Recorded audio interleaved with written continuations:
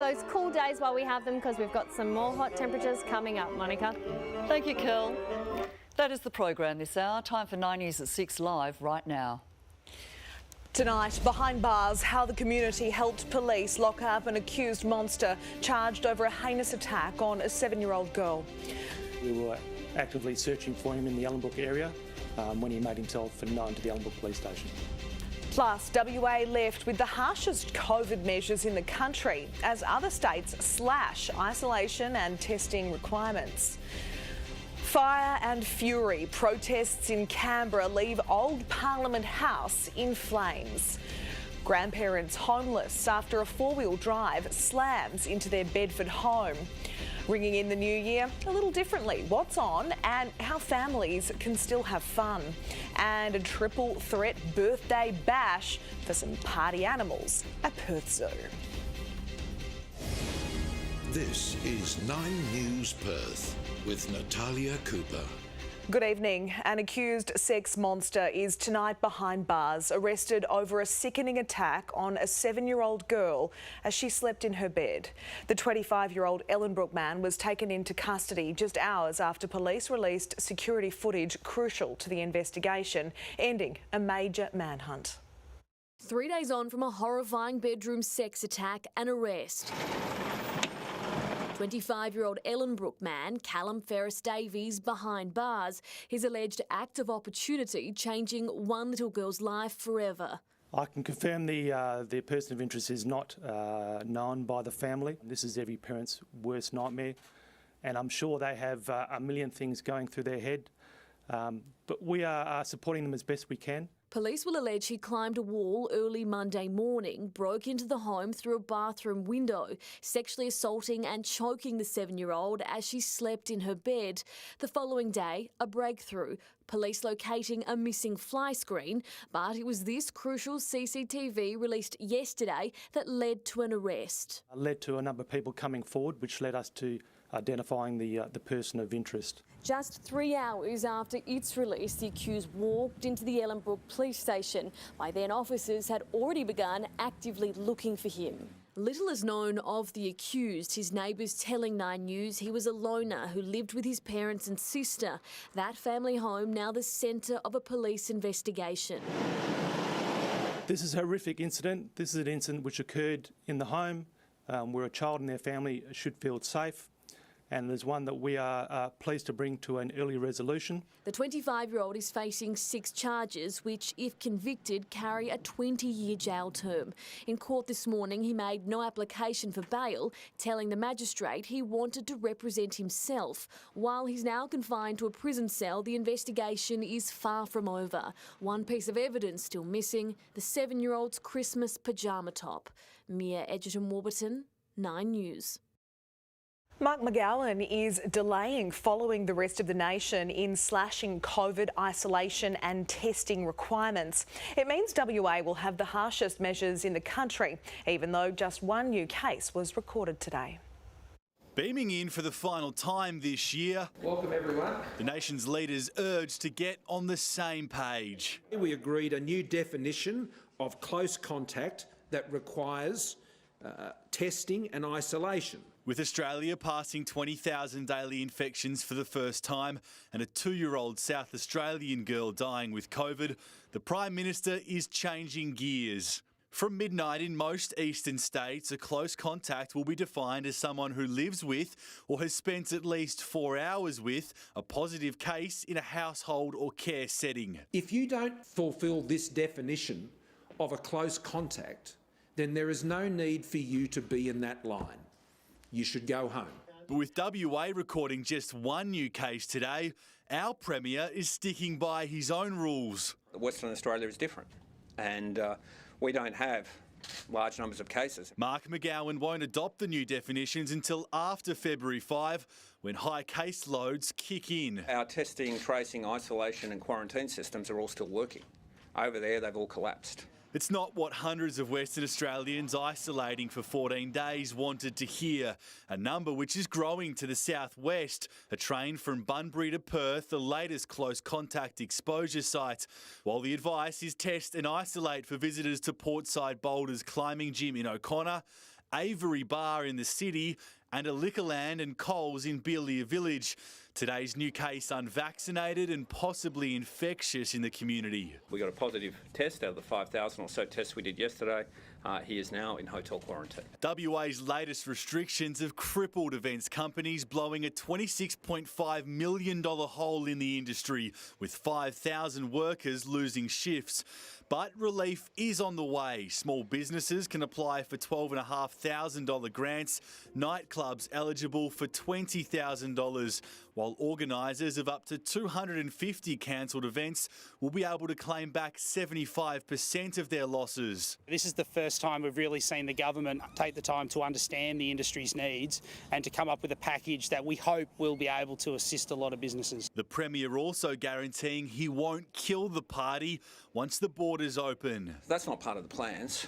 The plans would be more around making sure that the unvaccinated don't go to venues where they can spread the virus or get sick. Other interstate changes include only 7 days of isolation for confirmed cases.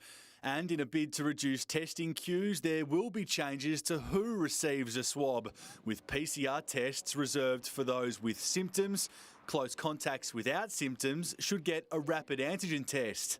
We need to protect our PCR testing for where the best bang for the buck is. Those kits will become lawful in WA next month, but will likely only be free for frontline workers and those linked to exposure sites. If you just hand them all out and you hand out 8 million to people for free, they'll all be used within, I expect, within a week, and then we'll have run out. And Joshua Dorr, our hard border is getting even tougher with 2 states.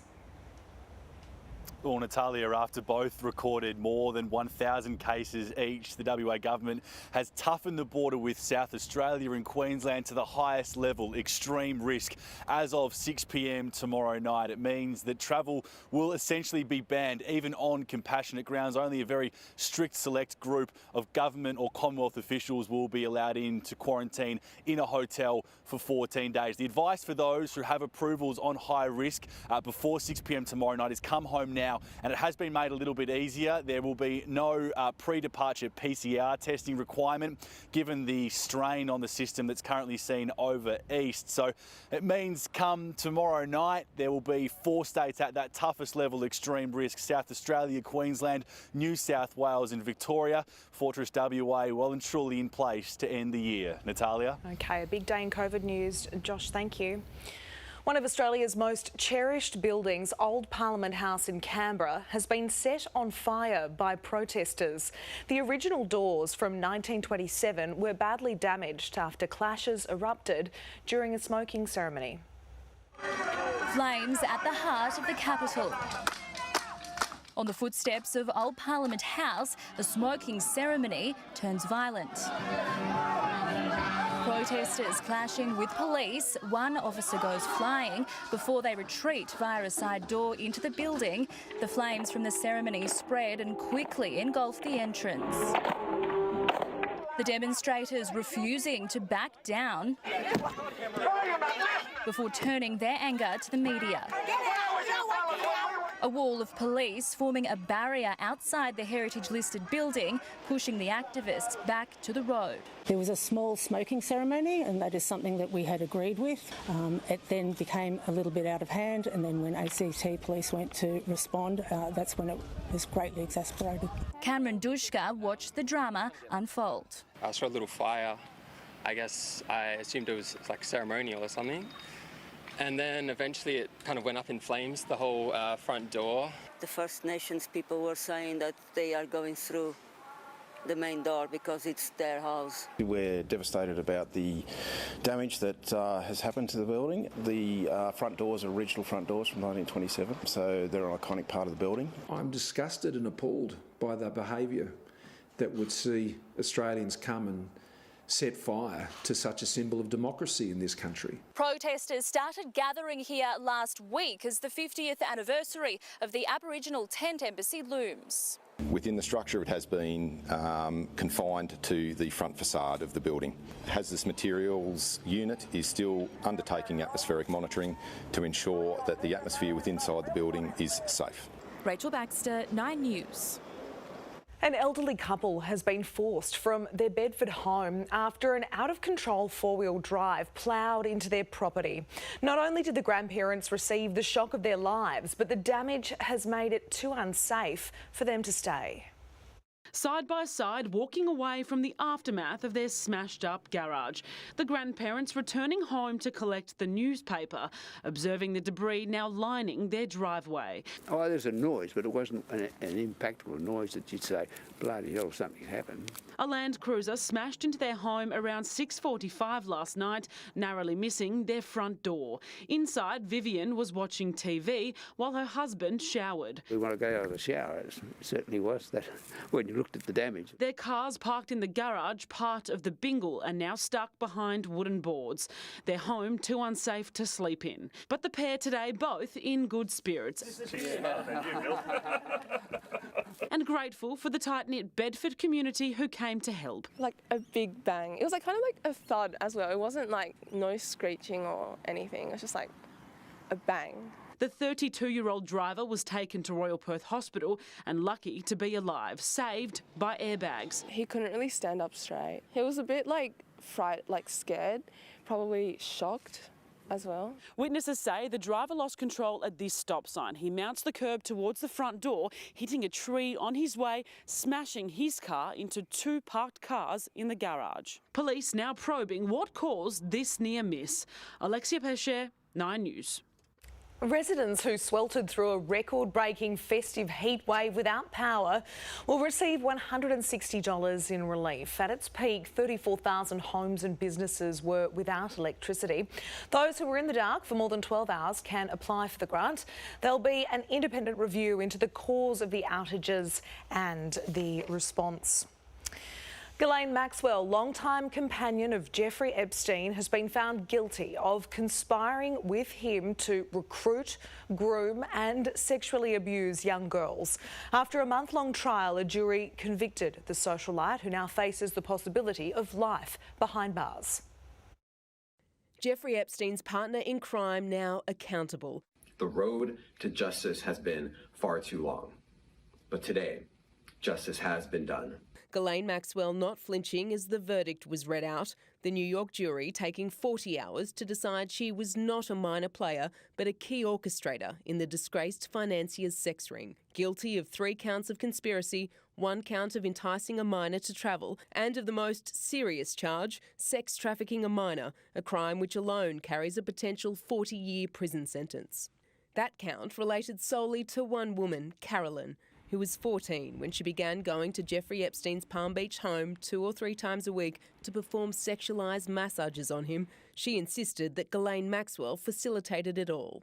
The other 3 women in the month-long trial told a similar story, that between 1994 and 2004, Maxwell lured them and sometimes participated in Epstein's sex acts. The defence argued Maxwell was merely a scapegoat. She declined to take the stand. We firmly believe in Ghislaine's innocence. We have already started working on the appeal. 4 days after her 60th birthday and possibly the rest of Ghislaine Maxwell's life laid out in front of her, up to 65 years behind bars, a sentence which could be reduced if she decides to name names. Authorities interested in those in Epstein's orbit and what they knew about his illicit acts, including Prince Andrew, his accuser, welcoming today's news. My soul yearned for justice for years, and today the jury gave me just that. Maxwell did not act alone. Others must be held accountable. I have faith that they will be. In the United States, Alison Petrowski, 9 News. The World Health Organization is voicing concerns the twin threats of Omicron and Delta are leading to a COVID tsunami. It comes as France sets a new European daily record with more than 200,000 cases, just higher than the UK. For the past few days, France has been breaking COVID records, but this one's being described as dizzying by the country's health minister. 208,000 COVID cases reported in the past 24 hours, which equates to 2 people testing positive to COVID every second.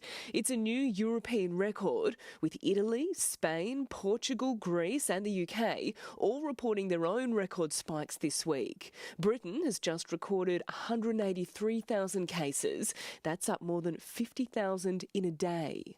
I'm highly concerned that Omicron, being more transmissible, circulating at the same time as Delta is leading to a tsunami of cases. The milder but more transmissible Omicron is now responsible for almost all community cases in England. Boris Johnson again pushing boosters as the solution, saying 90% of those in ICU haven't had their booster shot. I'm sorry to say this, but the overwhelming majority of people who are currently ending up in intensive care in our hospitals are people who are not boosted. The Prime Minister urging everyone to get tested before socialising this New Year's Eve. But that might prove difficult. With so much demand, there's a shortage of the government's free antigen tests. In London, Karianne Greenbank, 9 News. And the US has broken its own record with the 7-day average of cases at 258,000, surpassing the previous high of 250,000 from January this year.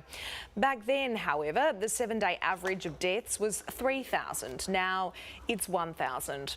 The Omicron variant is thought to currently make up around 58% of cases in America. WA will be ringing in the new year a little differently this year, with strict COVID rules making for more subdued celebrations. Nightclubs are closed and large music events cancelled, but family-friendly fireworks are promising to end 2021 with a bang. It's not your typical way to bring in the new year, slightly less rowdy with restrictions on the boogie. We're all being forced to be classy. We have been very creative to try and make a square peg fit in a round hole. Venues across WA are getting clever to keep the party going. Still having a party, but it'll be bums on seats this year. We have brought in extra seating, as we are only seated service. It's an 11th hour scramble, not only for businesses, but for West Aussies to get their plans locked in. The phone in the office has been going non-stop all day. We're still trying to get our head around how many chairs we've got for bums on seats. Pirate Life in the City is offering a $140 a head seated food and drinks package. The Garden Leaderville was planning for a 600 to 800 person party. All the booze is here, all the food is being prepared, the barbecues had arrived, so we're going to be offering that to all of our patrons, but in the restaurant. For $110 at the Reveille, you can wine and dine on a 4-course rooftop meal. A DJ's still on the decks. The Flower Factory, $130 per person for a share-style set menu, Prosecco on arrival. Look on the bright side. This year, you can bring in the new year without sore feet in a sweaty mosh pit. You can count down with a drink in hand. Thank you. Kicking back. Fireworks across the city will still go ahead. Catch a glimpse from Yagan Square at 9 p.m. and midnight. Mandurah Foreshore will also put on its traditional night show. I expect there will be less drinking, less partying if you like, and a much safer, calmer, friendlier family atmosphere. Zarisha Bradley, 9 News. And it's time now for a check of the weather with Kelly Haywood. Kel, we finally had a cooler change today. Oh, what a relief, Natalia. We reached a top of just 33 degrees today. That was around 10 degrees cooler than the temperatures we've been seeing over the past week, thankfully. And even last night, we dipped down to around 19 degrees. And it could cool down to just as much as that tonight. Right now, it's hanging around 27.8 degrees. And those nice 30-degree days will continue into New Year's Eve tomorrow. We'll see a top of 32 into an overnight low of 19. And then to kick off 2022, we'll see a top of just 29 degrees. And with most major events cancelled tomorrow, if you're spending the last day of 2021 at home, it will be a cool day in Joondalup, a top of 30 degrees. Rockingham will be windy and 31, and Gooseberry Hill and the Swan Valley both hanging around the early 30s. So Natalia, we should make the most of these mild summer days because we have some very hot weather on the way, another heat wave on the way, but I'll have more of that coming up very soon. Okay, see you soon. Thanks, Kel.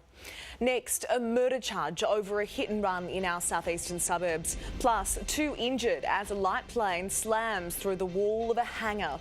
Fire tears through a boat workshop and spreads to neighbouring properties. Battered and bruised, this skydiver's amazing tale of survival after a crash landing.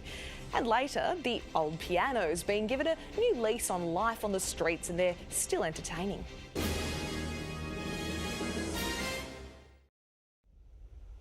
A 42-year-old man is tonight behind bars, accused of deliberately running down a man in a hit and run. Police claim he was involved in a dispute with the victim at a Gosnells home. It's alleged he jumped into a Toyota Hilux and struck the 39-year-old man before driving away. He was arrested a short time later and faced court today. A man is facing up to 15 years behind bars over a monster inferno that destroyed a Serpentine home. Police say the 48-year-old was burning rubbish in a drum, then failed to extinguish it. The flames then ripping through the house, a shed, caravans and cars. The accused arsonist has been released on bail.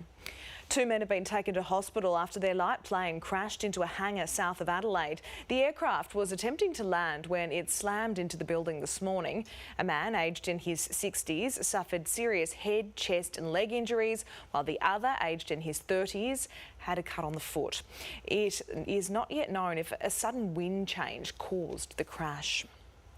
Fire has torn through a boat workshop in Sydney, quickly spreading to neighbouring properties. Huge plumes of smoke could be seen for kilometres across the city as more than 50 firefighters battled to bring the blaze under control. A suburb swallowed by black smoke and flames on a summer's day, fire roaring from this boat shed. Boats burning, twisted metal, the family-run President's Boat Shed in Drummoyne on fire. The harbourside location meant crews had to tackle the blaze from the water and from over the fence next door. The radiant heat so hot, neighbouring balconies caught fire. I just smelt some sort of oily fuel smell, and then all of a sudden there was an explosion and there was smoke everywhere. The fire was wind-driven, was pushing back onto the Federation home, and unfortunately that building also ignited. The thick smoke could be seen from across the city. An ominous cloud, and there was an initial scare that 2 people were inside. Fortunately, the news came. They had escaped. Fire rescue will be in attendance for a number of hours. The cause of the fire at this time is unknown. Tonight, a hazmat response on the harbour, a massive clean-up underway, and a family devastated at the loss of their business. Liz Daniels, 9 News. Parts of the Northern Territory have been rocked by a powerful earthquake that hit off the coast of Indonesia. The magnitude 6.3 quake struck just before 4 o'clock this morning, with residents in Darwin waking to the ground shaking. There were no reports of serious damage or any injuries and no tsunami warnings. What was meant to be an adventurous Christmas present from his girlfriend has turned into a nightmare for a beginner skydiver. The 27-year-old was left battered and bruised when his tandem jump took a terrifying turn. Battered and bruised, this is the face of a man lucky and happy to be alive. The fact that me and Mick came out relatively okay, all things considered, is great. Photographed smiling alongside his girlfriend and mate moments before takeoff, first-time skydiver Brooklyn couldn't have anticipated what came next. They've come down and aimed for the beach, I believe, and in that process they've tangled with the top of one of the pines and landed heavily on the beach. The 27-year-old and skydiving instructor Mick struck the sand before being found by onlookers in a crumpled mess. Brooklyn, who was conscious for the whole ordeal, suffered injuries to his face, chest and pelvis. It really happened very quickly. We sort of hit the ground and I think we bounced, and I was quite breathless. So I was just trying to roll into a position where I could catch my breath back. Emergency services rushed to assist the pair before taking both men to St George Hospital in a stable condition. The bucket list experience was a Christmas surprise from Brooklyn's girlfriend. He says the experience started out well on a beautiful day before it quickly took a turn. 24 hours later, Brooklyn is healing well and hopes to be discharged from hospital tonight. As for whether he'll skydive again, it's a freak thing that happens. It's like having a car crash. You get back in the car, so I'll see. I might do another one. Isabella Evans, 9 News. Let's go to finance now, and the December rally is adding billions to the share market, while the Australian dollar also looks set to close 2021 on a stronger note. Here's business reporter Chris Kohler with the details. The share market often finishes the year with a bang, and this year looks to be no exception, with the Santa Claus rally adding $76 billion to the ASX 200 this month. The index was flat today, with miners driving the gains and banks edging higher, while Wall Street touched new all-time highs overnight. Cheese company and Vegemite owner Bega was the one to watch. It lifted 3% after billionaire Andrew Forrest spent another $100 million boosting his stake. The Australian dollar is also stronger. In fact, it's 2.5 cents higher than it was early this month, today buying 72 US cents, 64 euro cents and 53 British pence. Next, health checks for the new year. The tests you should be getting done that could save your life, and they're free. Plus, dressed up and marched through the streets. You won't believe the reason behind this mass public shaming in China. The split-second decision this driver has to make as a giant tree falls onto the freeway. And not one, not two, but 3 orangutans celebrate birthdays at Perth Zoo.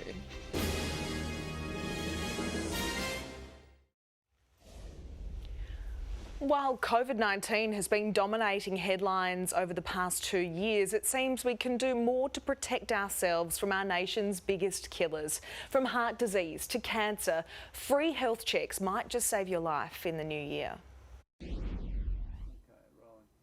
As we head towards the new year, people are being reminded about important health measures which might just save your life. You can ask your GP for a heart health check. It's covered by Medicare for everyone over 45 or over 30 for First Nations people. It takes just 20 minutes to assess your risk of having a heart attack or stroke over the next 5 years. Mammograms are free for women over 40 through BreastScreen. Reminders are sent to women between 50 and 74. It's highly recommended they get a scan every 2 years. People between 50 and 74 can reduce their risk of bowel cancer by using free screening test kits that arrive in the mail every 2 years. To combat cervical cancer, women aged 25 to 74 are invited to free screening every 5 years. Doctors might charge a standard consult fee. Screen for bowel cancer, breast cancer and cervical cancer save tens of thousands of lives. If we can get 60% of Australians screening for bowel cancer alone, we could save up to 84,000 lives in the next 15 years. Prostate cancer is a big killer among men, and those over 40 should talk to their GP about whether they need a PSA blood test, which is covered by Medicare. Police in Denver, Colorado had twice investigated the gunman who this week killed 5 people in a series of attacks across the city. At least 3 of the victims were known to have personal or business relationships with the killer. 47-year-old Lyndon McLeod was eventually shot dead by police. One of Austria's most despised men, Josef Fritzl, could soon be freed from prison. He kept his daughter locked in a soundproof dungeon beneath the family home for 24 years, fathering 7 children with her.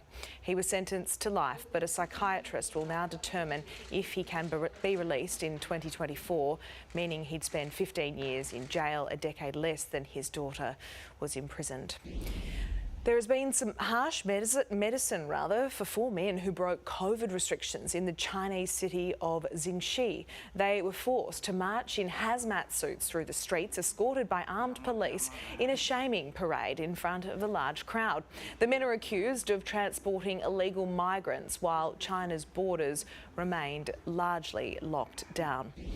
Wild, dangerous weather has hit several American states. In Oregon, a driver watched as a giant snow-laden fir tree toppled across the road. He slammed on the accelerator and burst through the tangle of branches. Nearby, a truckie went sliding out of control on black ice, his vehicle ending up on its side. But in Alaska, Kodiak Island has recorded its hottest December day, hitting almost 20 degrees when it should have been shivering. Old pianos destined for the dump are getting a new lease on life. Renovated uprights are popping up on the streets for anyone wanting to play. In the hills above Avoca Beach, the gentle lilt of ebony and ivory wafts through the seaside flora. Do many people come and play? Every day. People are here, children, oldies, creating a bit of life and love. Called Pianos for the People, Old goannas destined for the tip or the tomahawk are rescued, revived and sent to again reverberate in outdoor locations. What's been the response of the neighbours? They love it. She says, looking hesitantly. No, especially the elderly ones across the road. Every now and then you get someone who's really good. Anyone keen to caress the keys, regardless of skill set, can pull up a stool, like at Gabby Porter's place in Pearl Beach. We sit inside there on the veranda and think, these total strangers are playing this beautiful music for us. The first tranche of veteran pianos has even seen one placed in Darling Square, near Sydney's old Enceinte. I've had nothing but good feedback. Even people leave notes for me thanking me. The piano's also used as pop-up venues featuring local musicians. More free-range veterans soon to be rolling out. This old darling's got a few sticking notes, but... Mike Dalton, 9 News. She can play. There's been a special birthday bash for some party animals at Perth Zoo today. 3 of the resident orangutans have been spoilt with presents as visitors help celebrate their big day. Birthday celebrations in full swing. Presents and cake today for 3 of Perth Zoo's resident orangutans. Pulang celebrating her 28th birthday, while the 2 youngest of the group, Sunai and Lestari, hit double digits. Happy birthday, orangutan. The birthday trio enjoying special treats as part of their enrichment program, including hidden snacks to flex their thinking muscles. So we've got some presents that we've made with some mixture of fruit and nuts in them, plus we've made them birthday cakes and decorated their exhibits to make it exciting for them. Perth Zoo is home to 8 of the famous red-headed primates. In the wild, the average lifespan for an orangutan is around 40 years old. In a zoo environment where we can carefully monitor their diet intake and medical needs, they do normally reach a longer lifespan. The birthday trio were all born right here in Perth, one of the only zoos in the entire world to release orangutans back into the wild. If you want to wish the orangutans a big happy birthday, Perth Zoo is open every day of the year, even staying up late this New Year's Eve. Olivia Donaldson, 9 News. Still to come on 9 News, one last goodbye to the familiar faces who left unforgettable marks on the world. And meet the people saying good riddance to 2021. But first, Bonnie Rayner is here with Sport. And Bonnie, there's a solution to Australia's selection squeeze. Leave it to the players, Natalia. That's the message from Chief Selector George Bailey. In Hoff's hands, why the Big Quick will determine his own fitness fate for the SCG. The coach calls for calm as COVID wreaks havoc on the Big Bash. And Team Serbia gives their thoughts on Novak's Oz Open doubt.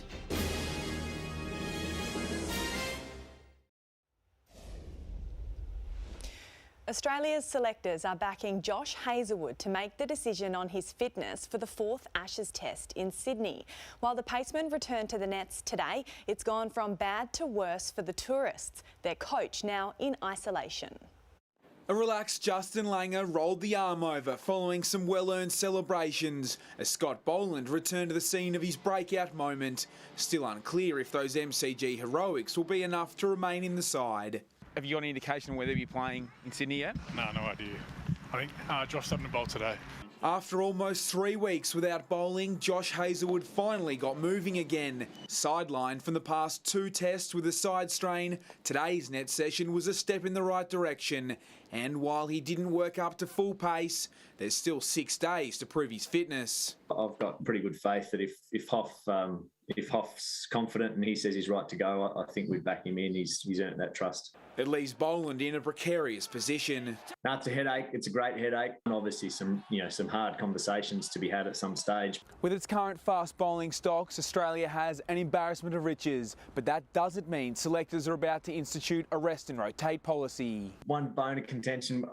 No one's ever resting, particularly the fast bowlers. They put a hell of a lot of pride and effort into each and every test, and I don't think the series being wrapped up will take away from that. Leg spinner Mitchell Swepson remains an option to debut, but only if the SCG wicket demands it. The already demanding series now asking even more of England Head coach Chris Silverwood placed in isolation and will miss the Sydney test after a family member tested positive, with 7 cases now confirmed in the travelling party. The remainder of the team have returned negative PCR tests, but the 2 squads will now depart Melbourne tomorrow on separate charter flights. Braden Ingram, 9 News. The Perth Scorchers believe it's a blessing in disguise tonight's clash against the Melbourne Stars was postponed due to a positive COVID case among the Stars' support staff. The Scorchers currently in a condensed run of fixtures. This is a pretty heavy period for us in terms of games played, so this would have been our 3rd game in 5 days with a couple of flights. So, yeah, look, we were ready to go. We won't mind having the extra couple of days break. Perth are scheduled to play the Stars on Sunday, but doubt remains over that fixture. The Perth Wildcats are set to receive a boost, welcoming back Vice-Captain Mitch Norton for tomorrow's clash with the Taipans. Norton missing the first 5 games of the season with a knee injury. Coach Scott Morrison confident restricted minutes won't limit his influence on the team. Based on what I've learned about Mitch, is he goes pretty hard, so he may not be able to handle more than 2 or 3 minutes tomorrow anyway at a time. So hopefully we can get him out there 3 or 4 times and he'll make an impact on the game regardless of how much he plays. The Wildcats defeating Cairns by 23 points in their earlier matchup this season. A no-show from Novak Djokovic at the ATP Cup has fuelled talks he'll bypass the Australian Open and begin his quest for tennis history elsewhere. His Serbian teammates claim they're in the dark over the world number one's plans, but say they expect a decision in the coming days. He kept the tennis world guessing, but finally it's official. Novak Djokovic won't play in the ATP Cup. We knew, I think, a day and a half ago or something like that. I think we were all waiting for that last-minute decision. The big question now, will he come to the Australian Open, which begins in 2 weeks? An Australian Open is still uncertain for us. I mean, I don't know the information, so I think that will come in the next couple of days or whenever is the deadline. To get into Australia, Djokovic needs to be double vaxxed or have a medical exemption. The world number one has been tight-lipped on his status and is getting no sympathy from one of his biggest rivals. Look, the rules are rules, and the rules are established for a certain purpose. You know, I was really looking forward to coming to Australia, and I followed whatever was necessary in order for me to come. So Roger Federer is not coming, Djokovic is in huge doubt, and Rafael Nadal is still not guaranteed as he recovers from COVID. Hard to imagine a Grand Slam without the big three. It is pretty much the new reality.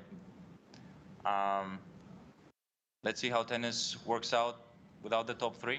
Emma Lawrence, 9 News. So chaos for the Perth Scorchers there, Natalia, and more fixture movement expected tomorrow with the AFLW Derby to open our season for our teams here. We'll have an announcement on that likely tomorrow. OK, borders and COVID affecting a lot of different situations there. Bonnie, thank you. Next, we take a look back at the people we lost in 2021, many who brought laughter and tears. And meet the koala getting a second chance at life. Plus Kelly Haywood, she is at Burswood for us tonight. Kel, more hot days are on the way. Well, Natalia, the cool change we've seen today won't last long. Temperatures will start to creep up come Monday. We'll see a max of 39 degrees next week, but I'll have all those details coming up soon.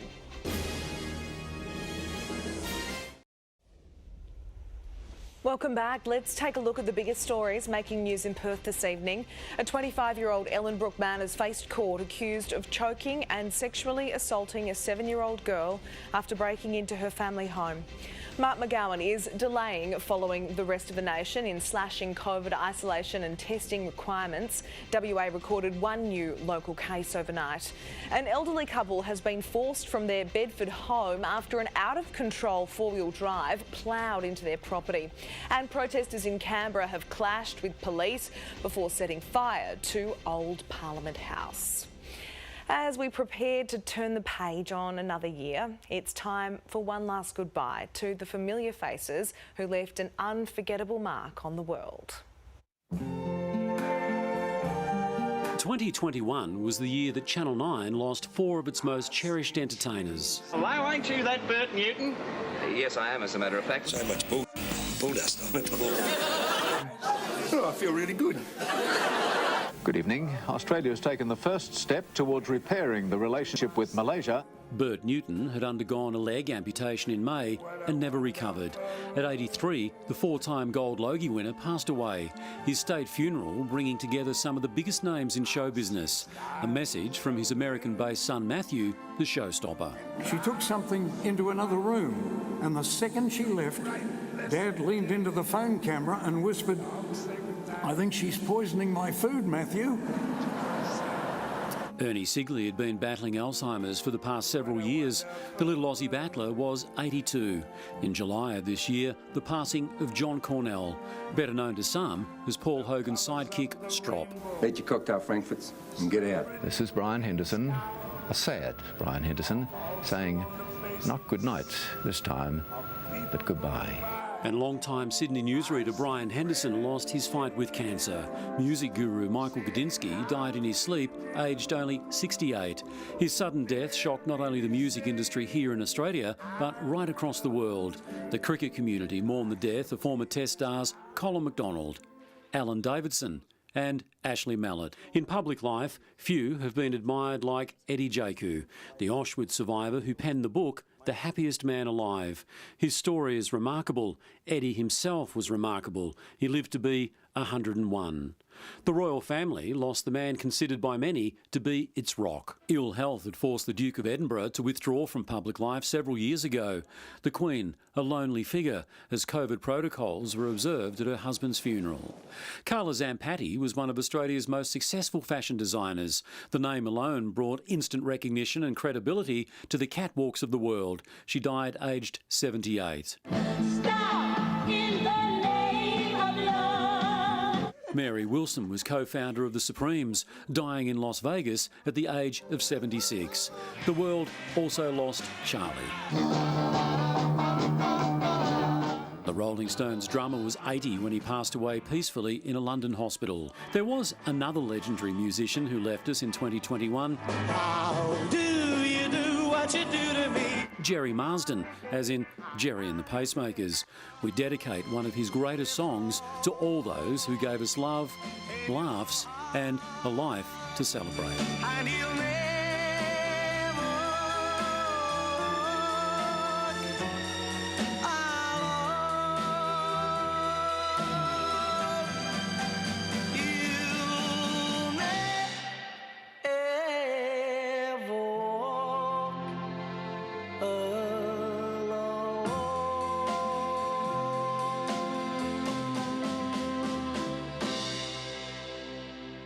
I'm going to really miss jamming with you, mate.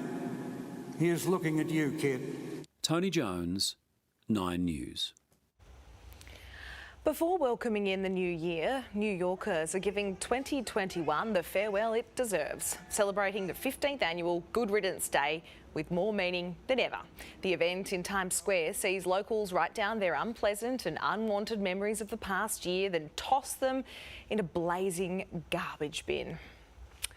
Well, a tiny koala is now thriving thanks to around-the-clock care from her surrogate dad. Tim Faulkner from the Australian Reptile Park stepped in to hand-raise the joey named Pixie when her mother became ill. She's now joined the rest of the joeys in the park's so-called koala preschool, and those are the pictures we all needed to see today. Stay with us. Kelly Haywood is back with all your New Year's weather details right after this break.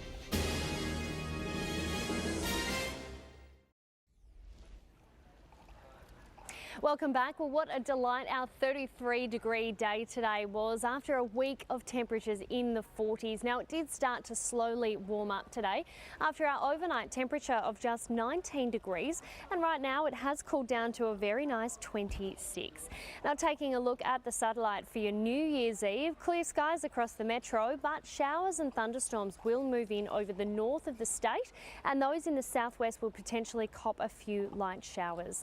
Now, looking around the country, Darwin 33, Brisbane a top of 27 tomorrow, Sydney 29, then a near 10 degrees warmer in Melbourne at 38 degrees, Canberra 31 and Adelaide a top of 39 degrees. Back home in WA's north, it'll be a top of 39 in Kununurra tomorrow, 34 and sunny in Karratha and a top of 37 in Exmouth. Looking further south, and Jurien Bay will reach 28. Bunbury is in for a partly cloudy top of 27 and Augusta a top of just 23. Now out on the waters tomorrow, there is a strong wind warning for the Perth area with winds reaching up to 30 knots. Seas will reach up to 3 metres and swell around a metre. Now in the city tomorrow, it will be sunny and a top of 32 degrees into an overnight low of 19 as we move our way into 2022. And then for the very first day of the year on Saturday, we'll see a top of 29. Sunday will be sunny and 33 degrees, and then straight into a 37 degree day come Monday. Tuesday 38, then Wednesday a top of 39 degrees, but thankfully it will cool down on Thursday with a top of just 33 degrees. But Natalia, a weekend in the 30s, that sounds like a perfect way to round out 2021 if you ask me. Yeah, lovely weather for the next few days. Kel, and a beautiful night behind you. Stunning, thank you. And that's 9 News this Thursday. Thanks so much for your company. A current affair is next. Enjoy the rest of your evening. Good night.